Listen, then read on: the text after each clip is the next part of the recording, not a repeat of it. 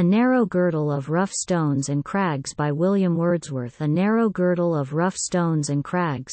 a rude and natural causeway, interposed between the water and a winding slope of copse and thicket, leaves the eastern shore of Grasmere safe in its own privacy. And there myself and two beloved friends, one calm September morning, ere the mist had altogether yielded to the sun, sauntered on this retired and difficult way. Ill suits the road with one in haste, but we played with our time, and, as we strolled along, it was our occupation to observe such objects as the waves had tossed ashore, feather, or leaf, or weed, or withered bough, each on the other heaped, along the line of the dry wreck. And, in our vacant mood, not seldom did we stop to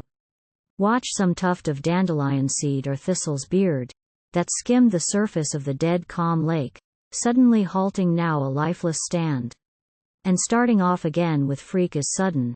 in all its sportive wanderings, all the while making report of an invisible breeze that was its wings, its chariot, and its horse, its playmate, rather say, its moving soul. And often, trifling with a privilege alike indulged to all, we paused, one now, and now the other, to point out, perchance to pluck, some flower or waterweed, too fair either to be divided from the place on which it grew, or to be left alone to its own beauty. Many such there are, fair ferns and flowers, and chiefly that tall fern, so stately, of the Queen Osmunda named, plant lovelier, in its own retired abode on Grasmere's beach, than naiad by the side of Grecian brook, or lady of the mere, soul sitting by the shores of old romance. So fared we that bright morning. From the fields meanwhile, a noise was heard, the busy mirth of reapers, men and women, boys and girls. Delighted much to listen to those sounds, and feeding thus our fancies, we advanced along the indented shore,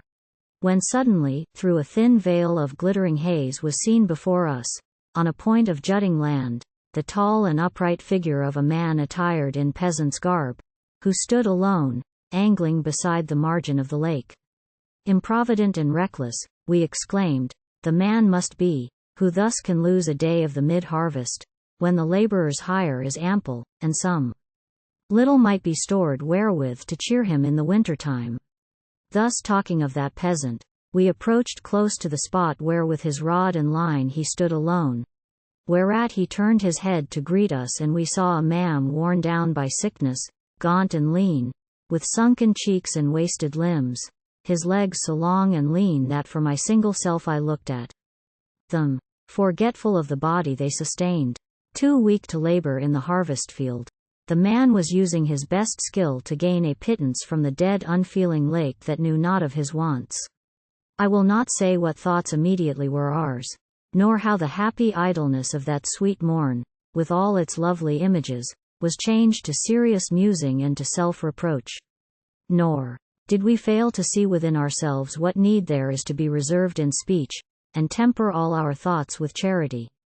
Therefore, unwilling to forget that day, my friend, myself, and she who then received the same admonishment, have called the place by a memorial name, uncouth indeed as ere by mariner was given to bay or foreland, on a new discovered coast, and point.